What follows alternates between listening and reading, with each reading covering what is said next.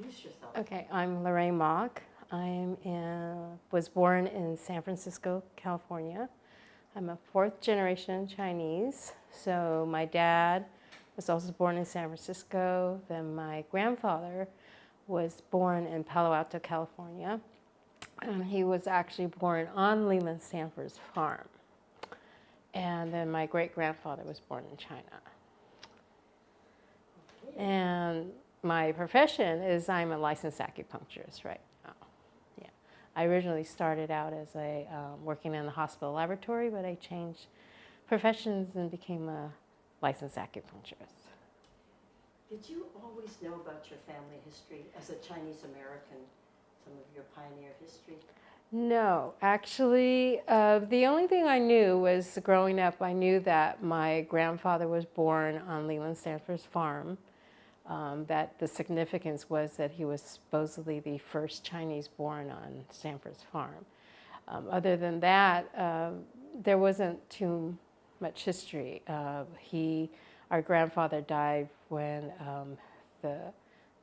his kids were very young, and so I only had my grandmother around who only spoke Cantonese, and I couldn't speak Cantonese, so didn't know too much. And it wasn't until high school that we started to kind of wonder about our family history. And then later on, my uncle, the youngest uncle, decided to do some research into the family. And that's how it kind of all started. Did you grow up in Palo Alto? No, grew up in San Francisco. And so did my dad. I think the only one that grew up in Palo Alto for a little while was the grandfather. But he actually went back to China and didn't come back here until like his, I think, 30s or 20s. Yeah. Well, you know, our project is about the descendants of the Chinese railroad workers. Yeah. And also, you know, the connection with Stanford. So this is very, very wonderful to talk to you. Okay. So if you could start by telling us about your great-grandfather, that his name and when he came, just what you had researched on him. All right. His name is Jim or Jiu Mock. He came from China. What is it called? Is it called Sukyun? Is it Yongsan? Yeah, Hongsong district. They said that he came in the 1870s, but in doing more research, apparently he was supposedly worked for the railroad companies. So during that time, I think it was in the 1860s. So I'm not sure if he actually came. In one of the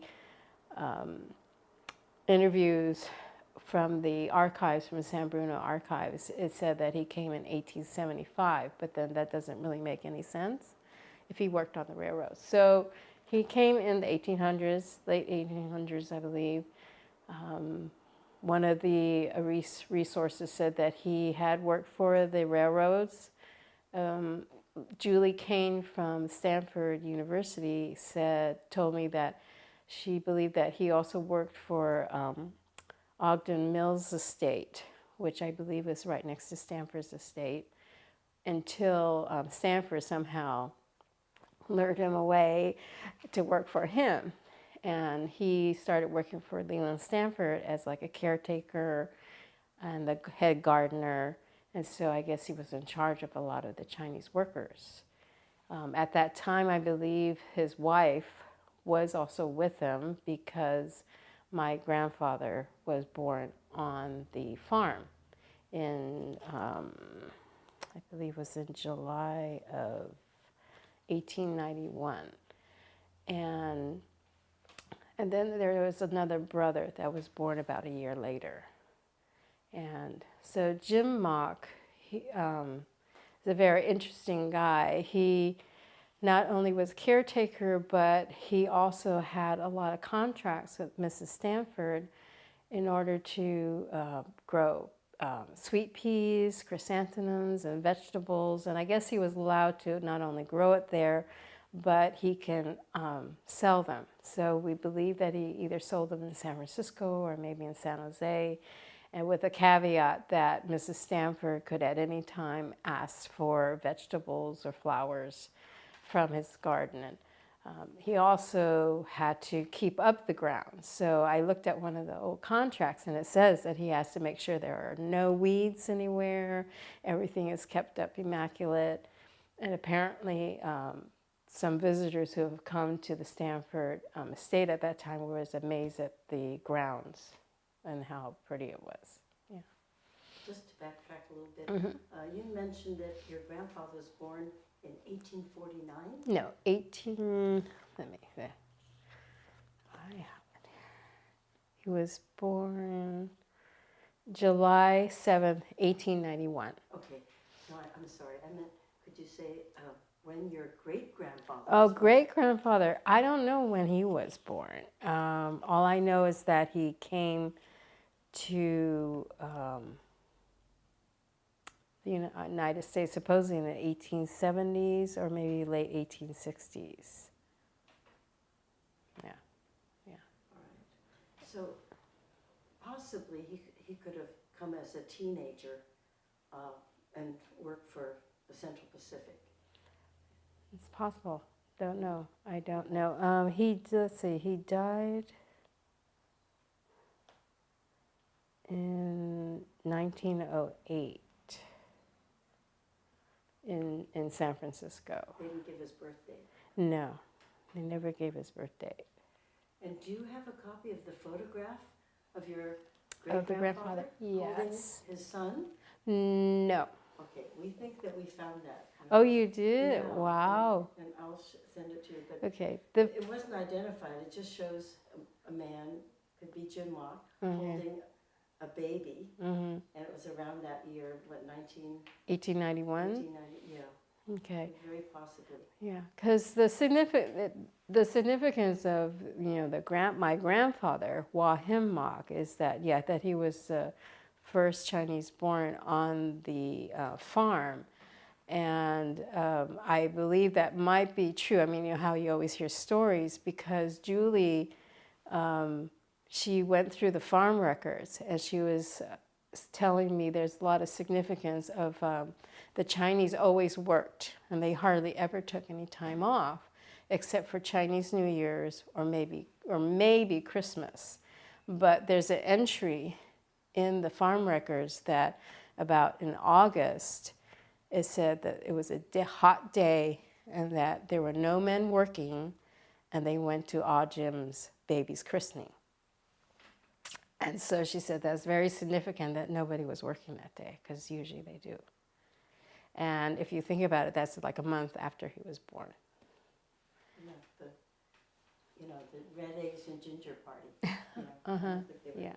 Yeah. And also the Stanfords gave him a silver cup, spoon, fork, and knife set with his name on it, and I think the birth date.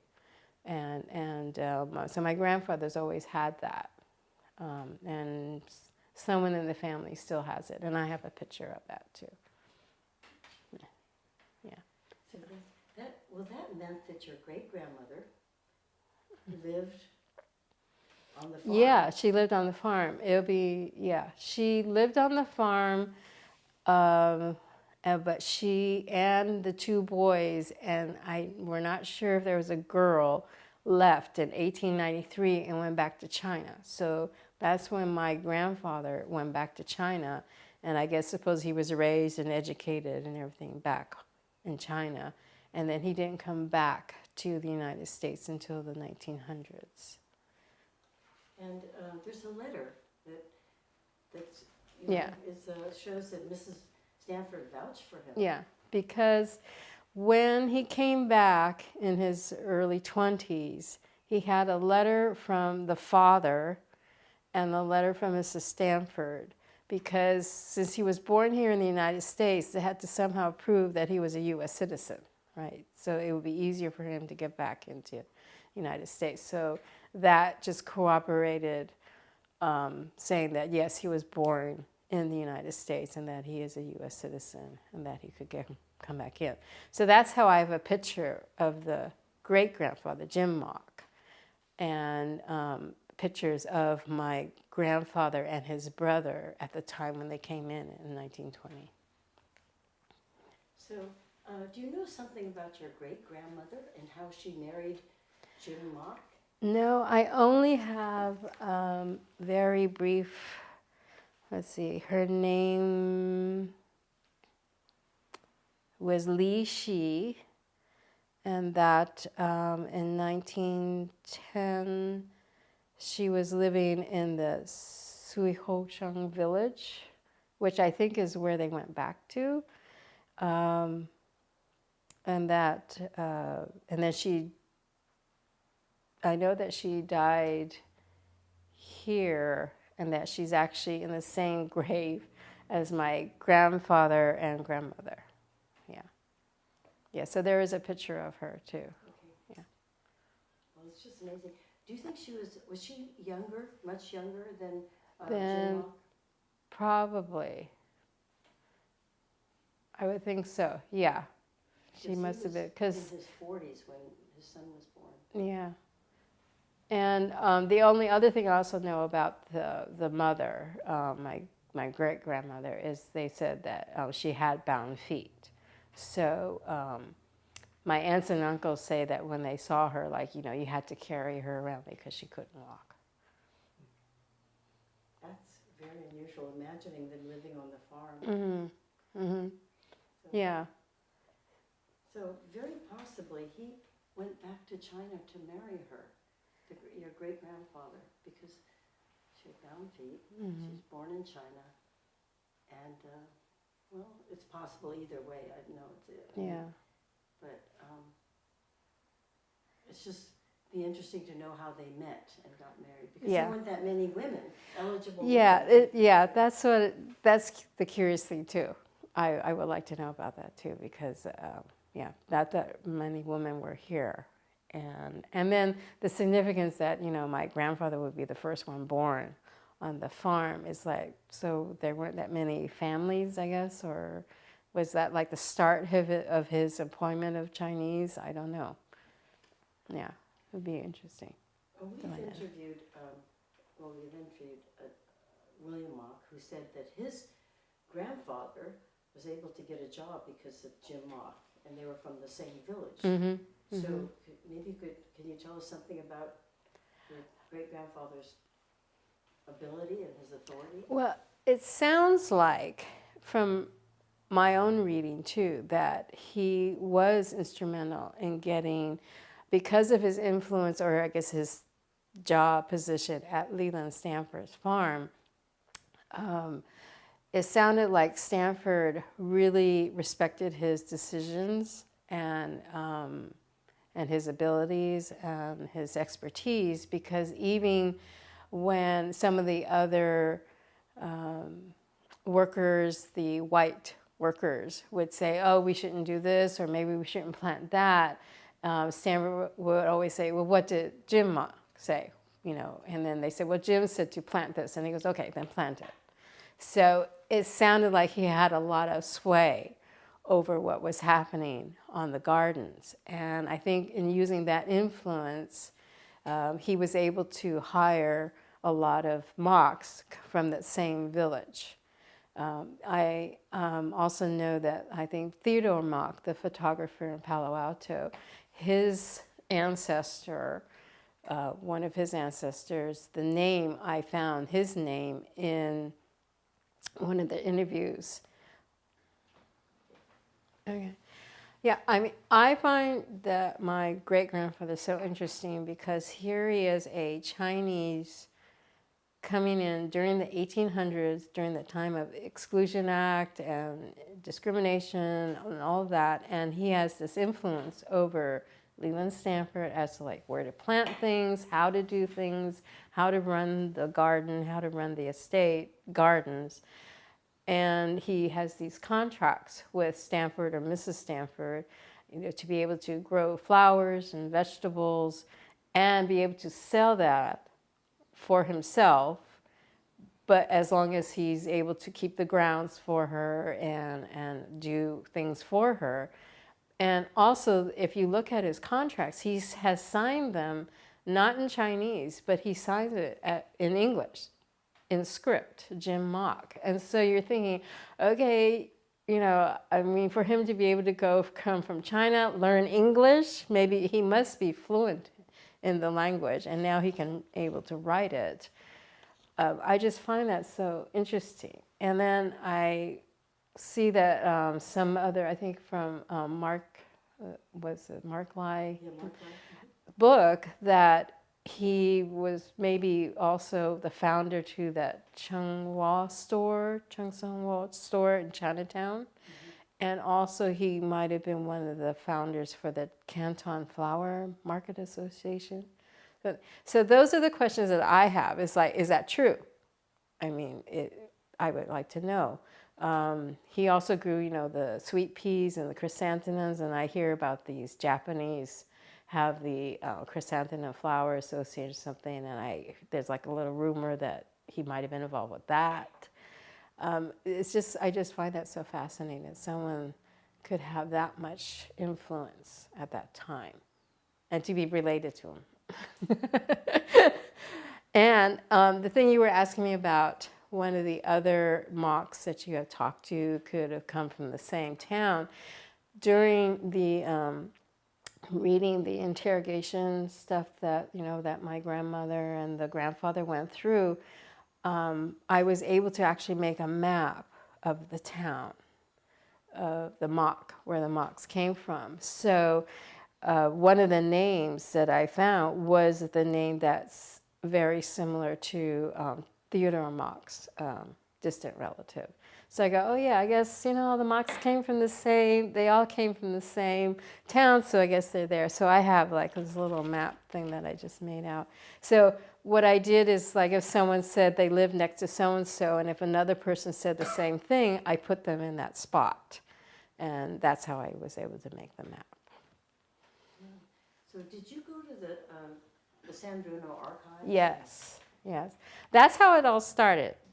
My youngest uncle and eldest aunt decided to finally go to the San Bruno archives and look for their mother's file, which and so they guessed as to what year she came in.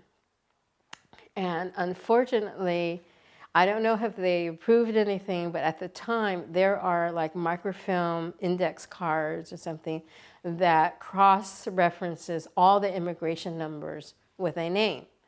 Unfortunately, the MOs are gone. It's missing. And I asked them, how can it be missing? They said they probably thought that the microfilm got so old, they probably thought there was another copy and they threw it out, but there was no other copy.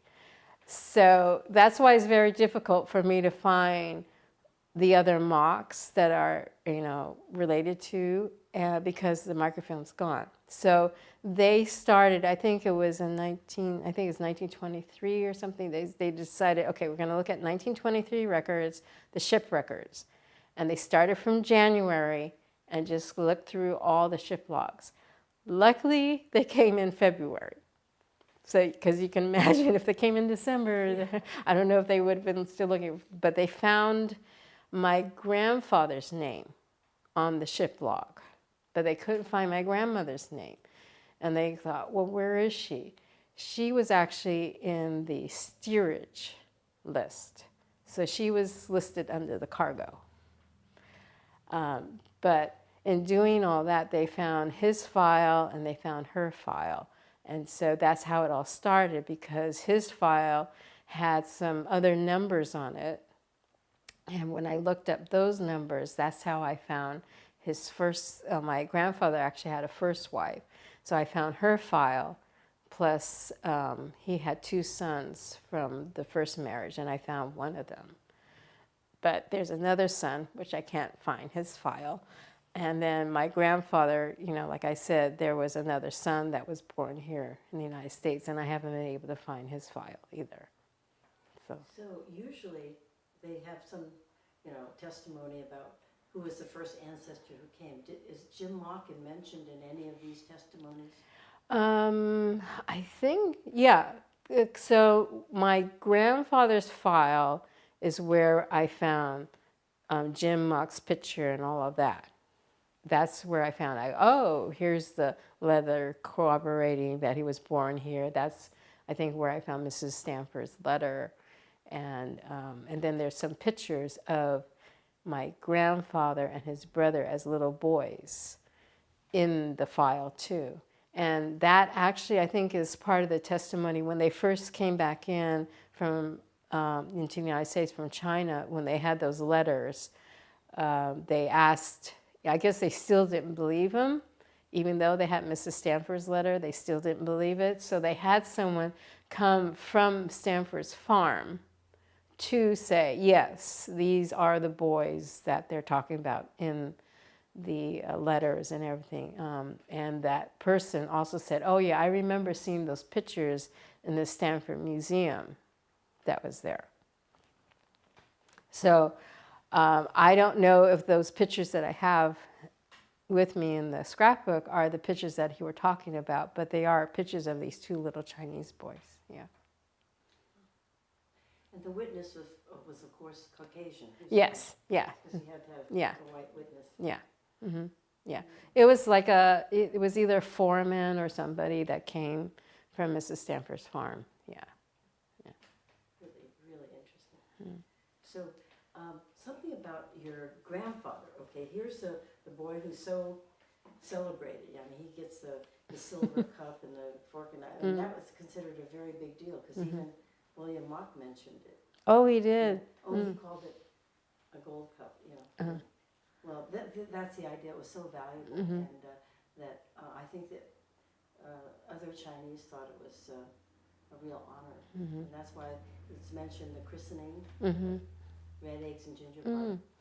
But could you tell us something about the fact that, okay, your grandfather kept that, and he was a pretty well successful person, right? No, he wasn't. Could you tell us something about that? Okay, from what I know, okay, so he went back to China. I guess he got educated. Came back here when he came back here, and then he went back to China to retrieve his wife and 2 sons, and then arrived back again. His first wife died like about 2 or 3 months after arriving here. And so he went back to China the story is he went back to China to get another wife because he had 2 little boys that needed a mother. So that's then my grandmother. She came from more, I think the first wife came from more of a merchant class. My grandmother came more from a farming class. Supposedly he bought her.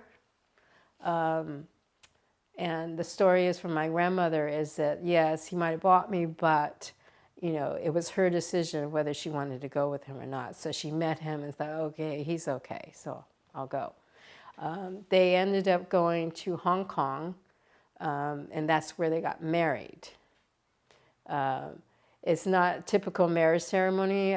From the story that I've heard is that it was in some hotel. I don't remember the name of the hotel, but there's a hotel in Hong Kong where there was my grandfather, maybe another friend, and another man there, and that my grandmother had to serve them tea and everything, and then they finally got married, and then they got on a ship to come to the United States. That's how he ends up being a passenger, and she ends up in the steerage, in the cargo hold. Before they even left, somehow my grandfather picked up a baby. I guess during those years, I guess they get money or something for bringing a baby over. So he had this baby, and then so she had to pretend that that was her baby. So when she came in to Angel Island, she had a very difficult time of it because the explanation was that, yeah, this was her second marriage, that this baby was from a different husband. And so this is a story that she had to, I guess they gave it to her. She had to say it over and over again. And I think she spent about 3 months at least on Angel Island before they would let her through. With the baby. And I think, again, someone from the Stanford farm had to come and testify or whatever and try and get her out. Yeah. What year was that? When she came in was, oh gosh.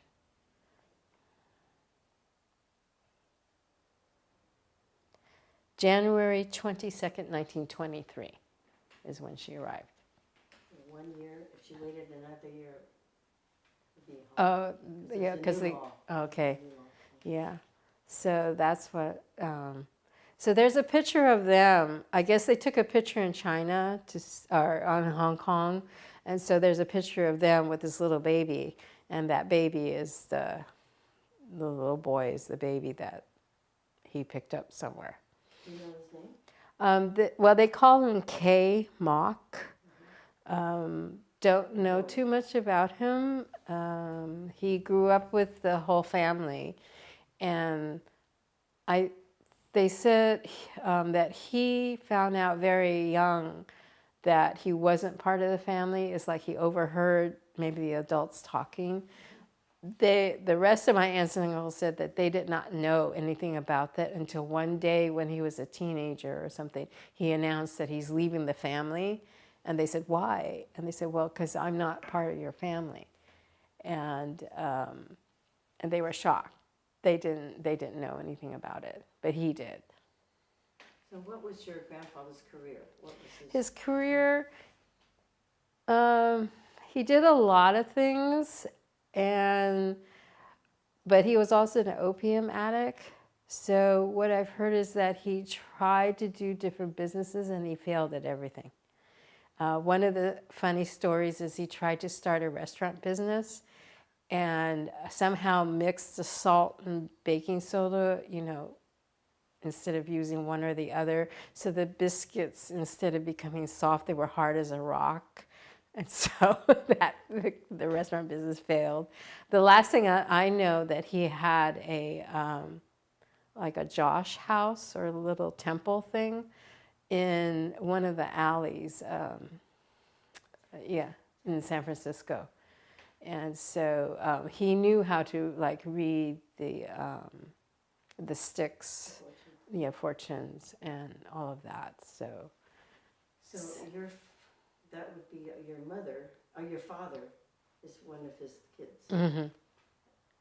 Yeah. So there were 7 kids, a brother, the eldest brother, and then how many sisters? So there were 3 boys and 4 girls. Yeah. What's the birth order of your father? He was in the middle. So there's an older brother, then older sister, then 2 other sisters, almost back to back, and then my dad, and then another brother, and then the youngest sister. So your dad was born in San Francisco? Yes. And what business did he go into? He became what they call a lithographer, or in the printing business. Yeah, so that was most of his business. And yeah, he just... My mother, she's actually of Japanese descent. Came from Walnut Grove area. Yeah, and she worked, I think, an insurance company secretary until she became a housewife. And there we are. So that's part of the Chinese-Japanese legacy in the Delta. Walnut Grove, and Locke, and Ileton, they all went to the same school, Oriental School. Oh, okay. Yeah. Do we know where your great-grandfather was buried? You said he died in San Francisco. Do you know if he was buried here or? No, he was, they shipped his body back to China. So I actually have the little certificate that says that, that's how I know the actual date that he died.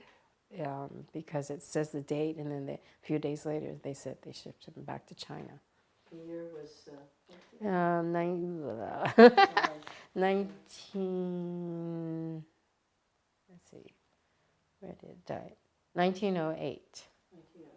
Yeah, they said he died above that store, the Changsenhua store. Yeah. Okay. So, in looking, at my grandfather's immigration file is where I found Jim Mock's picture. So there were two photos. Hold it a little more upright, and I think it'll stop. There we go. Yeah.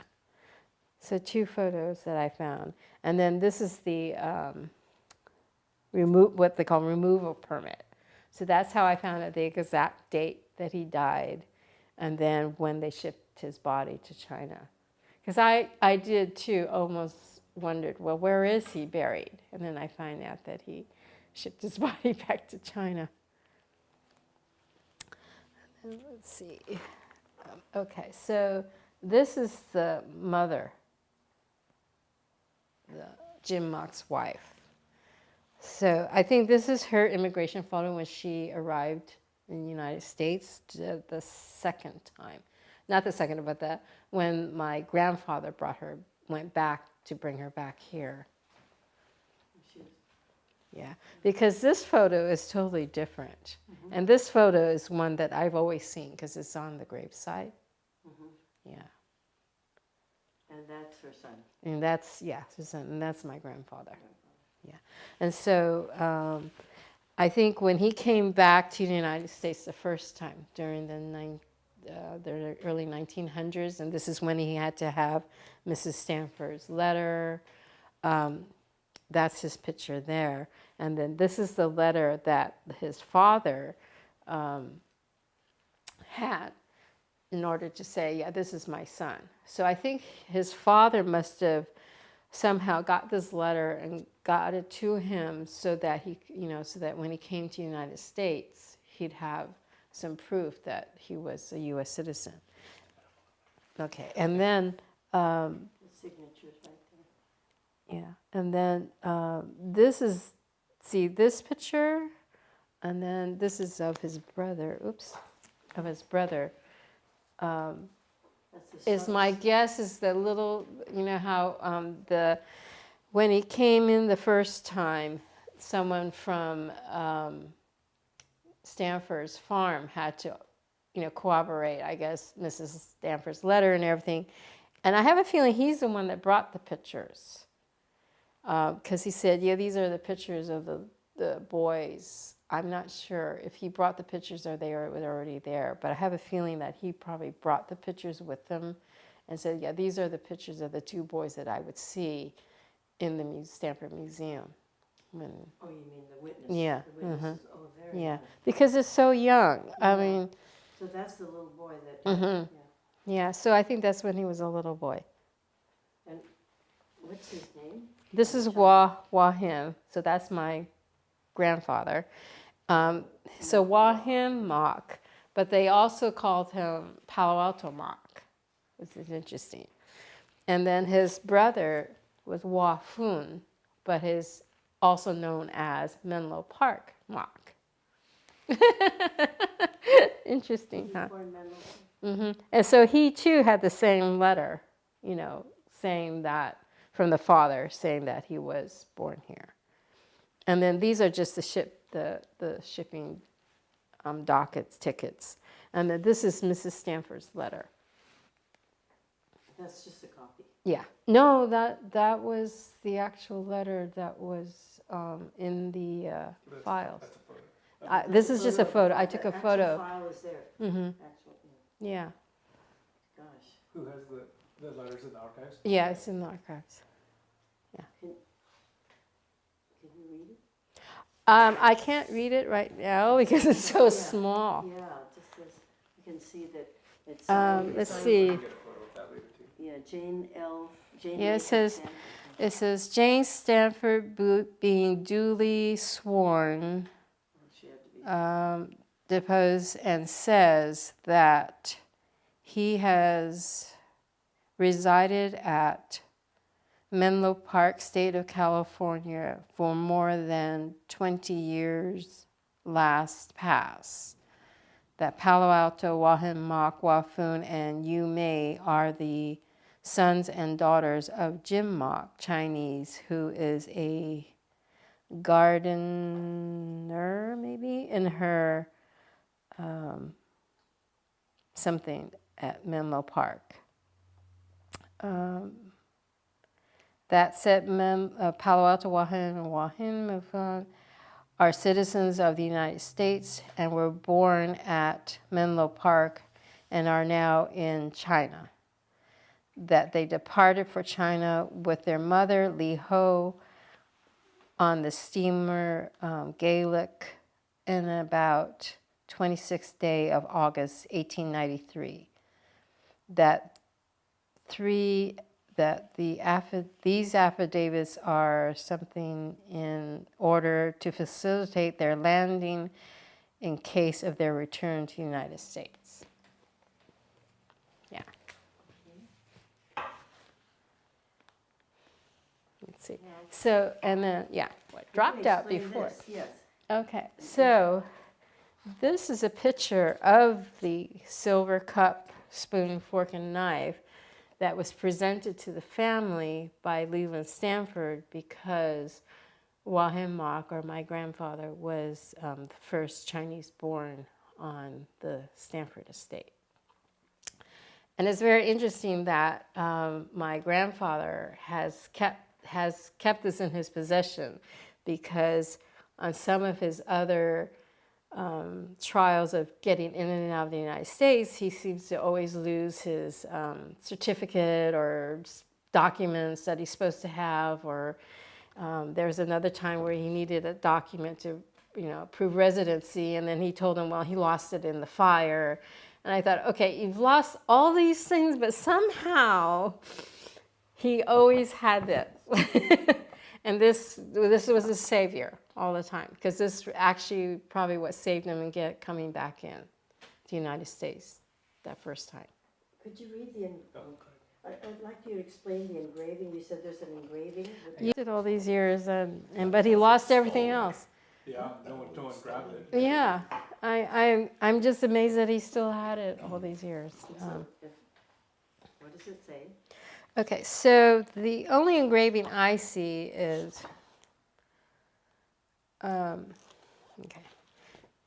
the knife, I believe, it says Palo Alto, July 7th, 1891. It should be 1891. And then the other implements have his name on it, Loraine Mock, engraved on it. Do you think the mug said Stanford or anything? No, oh wait. So yeah, it does have his name on the cup, Loraine Mock, and I think the date. But I don't think it doesn't say Stanford anywhere. But it has a flower here. And in talking to Julie, apparently, I guess either the chrysanthemums seem to be very big at Stanford, and then sweet peas. So I can't tell what kind of flower this is, but there's a flower on it. So yeah, it's amazing. I'll hold this and you can Thank you. show us a few more things. Okay, let's see. So, so this is my grandfather's, the first wife that came through. And so that's, I guess, is her immigration photo when she arrived in the United States. She also had to have a letter from him saying that this is my wife. And then he also brought in his son. He had two sons, but this one, for the immigration file, I can only find one of them. And I believe this is the younger one, Sibo Mock. But he did have two sons. And So your father is from the first wife? Or Second wife, wife. yeah. Okay. So this is the first wife. Because she died like three months after arriving from like emphysema or something. So then he had two young boys that he had to raise, so he went back to China to find another wife, and that was my grandmother.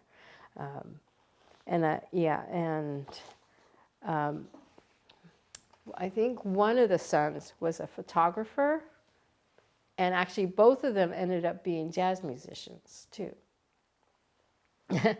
And I knew that one of them was. I didn't know that both of them were. But again, in reading somewhere, someone told me that in one of the books, it says that there were like two Chinese that they were jazz musicians. And my grandmother had a lot of these old negatives, and my aunt found them. And so I got them from her, and I developed some of them. Well, I actually developed whatever I could. And so I think that these two are the two sons. Because one of them, this is my, the youngest uncle, my dad's youngest brother. And if you look at these two boys, one of them looks exactly like my uncle. So I said, they've got to be related.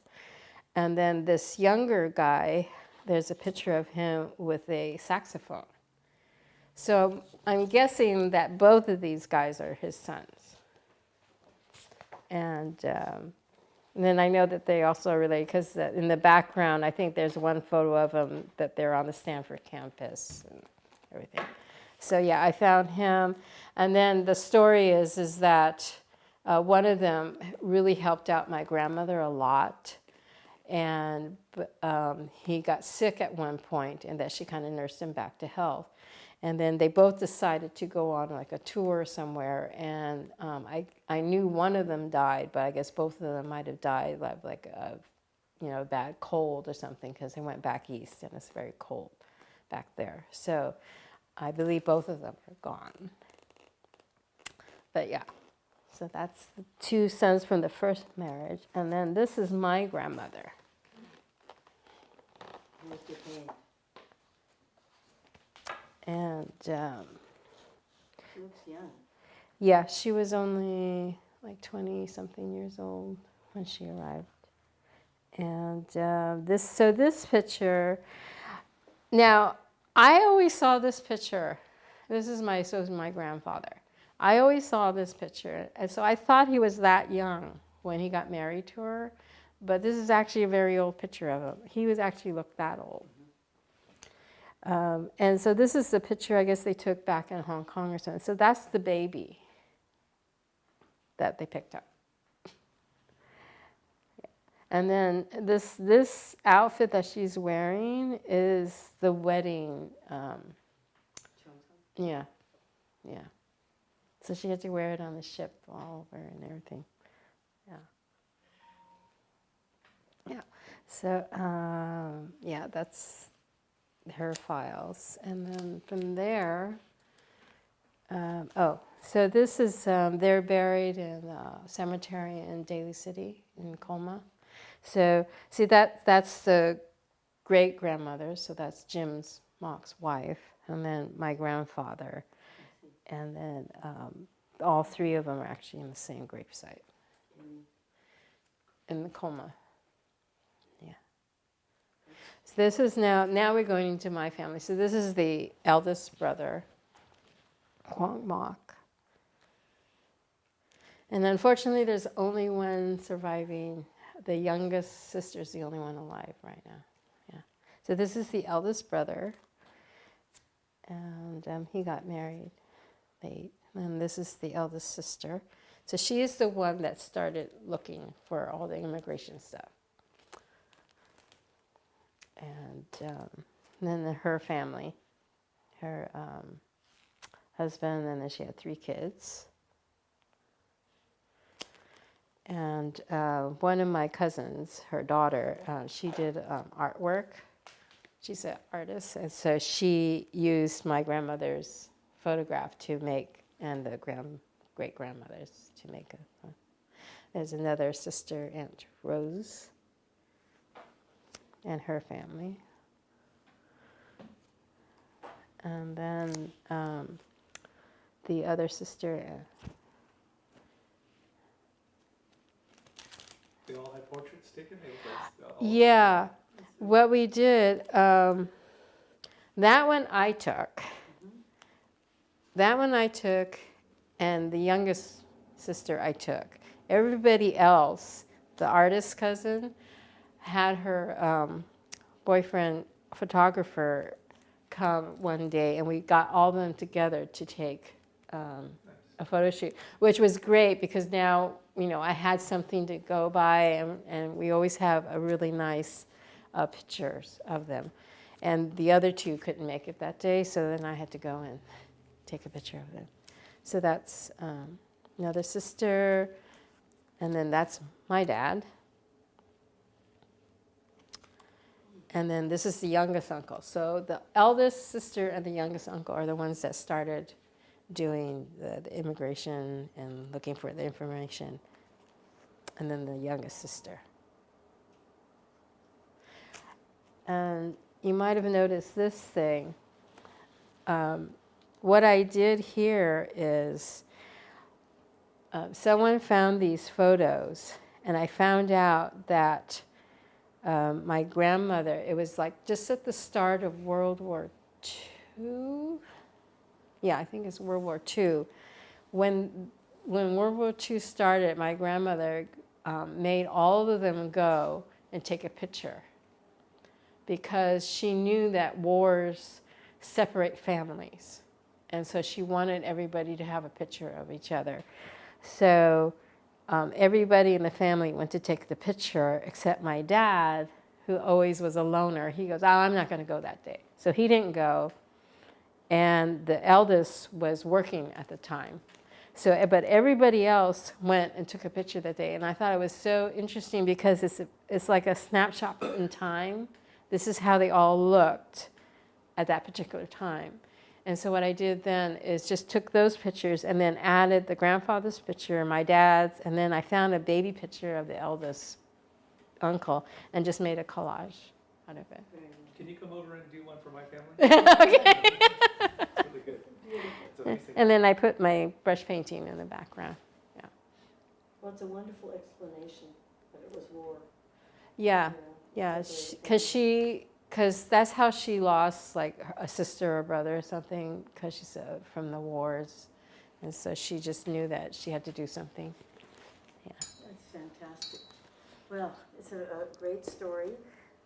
And actually, that's part of legend. I'll show you our district association book. It always refers to the cup, which probably gets bigger and more gold-like. But Jim Mock sounded as if he gave a lot of people jobs. So I didn't explain why I don't know a lot of the other Mocks. Okay, so probably the big reason is that, again, my grandmother was the second wife. What I just found that out, like, I didn't know that until I think I was in college. I found out. I said, oh, she was second wife? I said, yeah. And then I found out from some of the aunts that for the longest time, they never called her mother in Chinese. There was another name that they had called her, and I guess it will translate to nanny. And because I asked one of the eldest uncle, well, what did you call Papa? And he said it, and his wife, who speaks, Cantonese, she kind of looked at him like, what? And I asked her, well, what did he say? And she said, essentially, it kind of meant like nanny. So I guess for years, that's what they called her. So she was considered more a nanny than the wife. And also, my family, all those aunts and uncles, were not considered part of the Mock family. And one of the stories is that even if they went to the Mock clan dinner or party, they were delegated to eating outside, whereas everybody else was inside. So that's why I don't know anything about the other Mocks. There's no connection. Also, I think because I guess my grandfather must have had some prestige because of having the gold cup and his history with Jim Mock, that people would come to him and ask him for money. And that's the other stories I had heard, that Papa would say, yeah, everybody keep coming and asking for money, asking for help. But I mean, he didn't have any money because anything he did, he wasn't successful at it. And now he had 7 kids, or at least at that time, 6 kids. And so I think that's why, like, she didn't want to have anything to do with the Mock clan, because they didn't accept her. People kept asking her for money, and so I think that's why I really don't know a lot about the rest of the clan.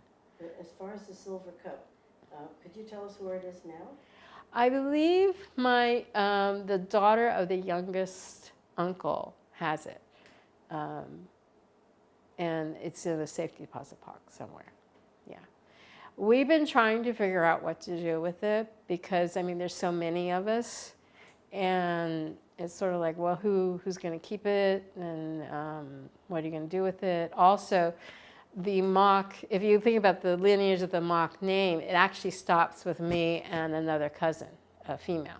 So there is no other male Mock name to carry on the name. So it stops right here. Donate it back to Stanford. That would probably be a good place. Yeah.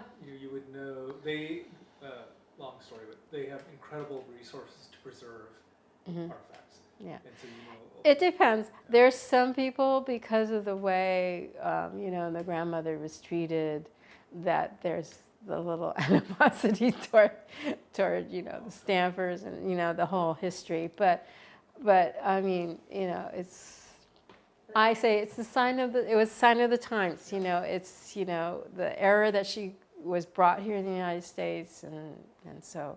But it shouldn't affect, I mean, the fact is, it still was in the family. I mean, she's holding it, really, because it's in her household. Yeah, so, the cup, we have to decide what to do with it. It's sitting there in the safety deposit box right now, and. The thing is, it really is, it shows an incredible, association between the Chinese, this particular Chinese, your great-grandfather, and Leland Stanford, the fact that he was so extraordinary. And also it showed, something about Leland Stanford, because this whole story breaks the stereotype of the usual thing about Stanford, being the big capitalist who exploits Chinese and just want to get rid of them. I mean, he employed so many Chinese. He had a vina, farm in which he had hundreds of Chinese working there, and he was trying this experiment with irrigation. Only could do it with the Chinese. And just the fact that you're saying that Stanford asked the advice of your great-grandfather, asked Jim Mock, that he relied on him. So it's an important story, and that was an artifact. Because you just don't give a gift like that randomly. Yeah. I mean, yeah. And the fact that it was recorded that the other employees went to the christening, which probably was the red eggs and ginger party. Yeah. And also, it breaks the stereotype about women and babies, and the fact that it was all bachelor, total bachelor society. Yeah. It was not if you had the family that. Yeah.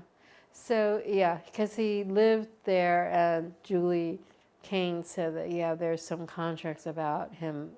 Even the last contract I saw, that he was allowed to live in the boarding house there on the farm. I just think of your great-grandmother with her little brown feet. I know. Carry around big property.